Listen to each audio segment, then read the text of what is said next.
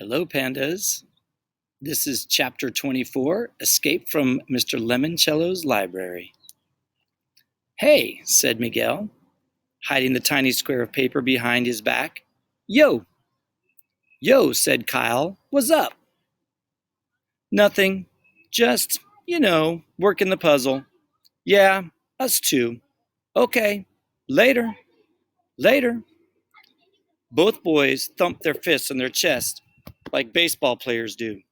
Miguel turned and ran for a staircase winding up to the second floor. Come on, you guys, said Kyle as he took off running for a different set of steps. When Kyle, Akimi, and Sierra made it up to the balcony, they watched Miguel run up to the third floor. As soon as he disappeared into a room up there, Kyle unrolled the game sketch. Look at the drawing, then look at the floor, said Kyle.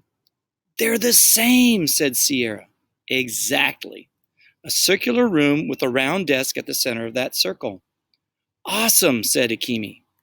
And there are 10 doors ringed around the balcony up there on the second floor, just like on the game board. Kyle tapped the rendering of the spinner in the right-hand corner of the game plans. See how the spinner is divided into 10 different colored sections, numbered 0 to 9?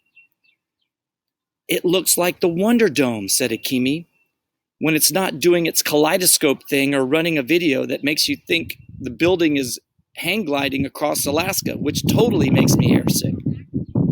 Well, in the game, you have to go into all 10 Dewey Decimal book rooms and answer a trivia question about a book. If you answer correctly, you slip a book into your bookshelf and move on to another part of the library. When you have 10 books, one from each room, it's basically a race to see who can exit the library first.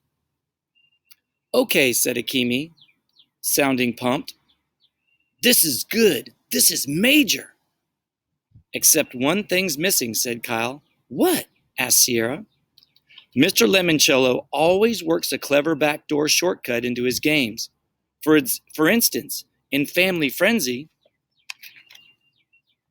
you can use the coal chute to slide into the millionaire's mansion at the end, said Akimi.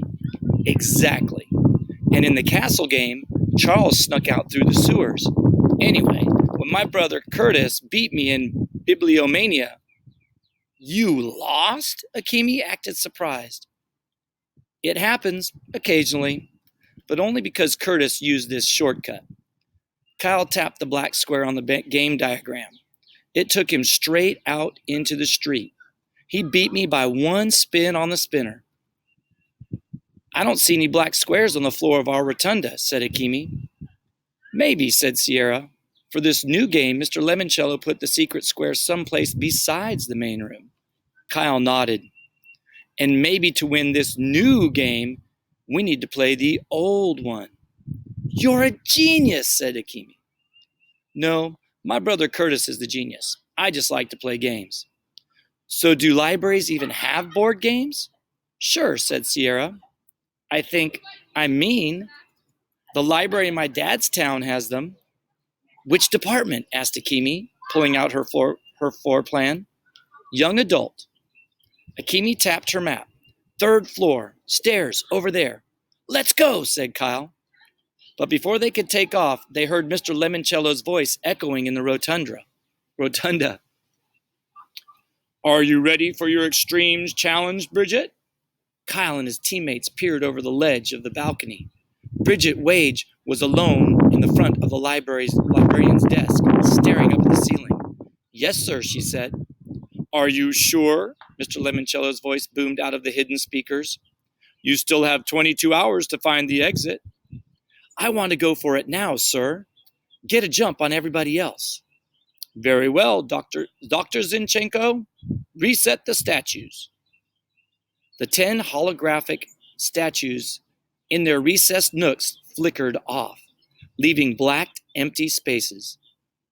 The Extremes Challenge is based on the classic game of Author's Card Game, Mr. Lemoncello said. Here are the authors in your deck. Magically, new holographic statues appeared as Mr. Lemoncello rattled off the authors' names.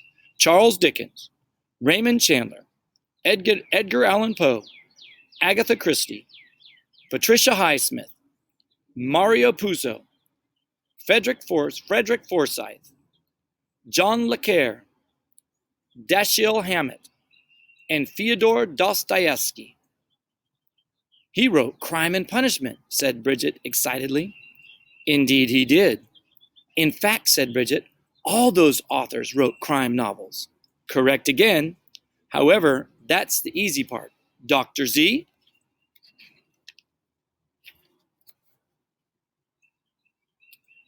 How do we make this author's game ridiculously difficult enough to qualify for an extreme challenge?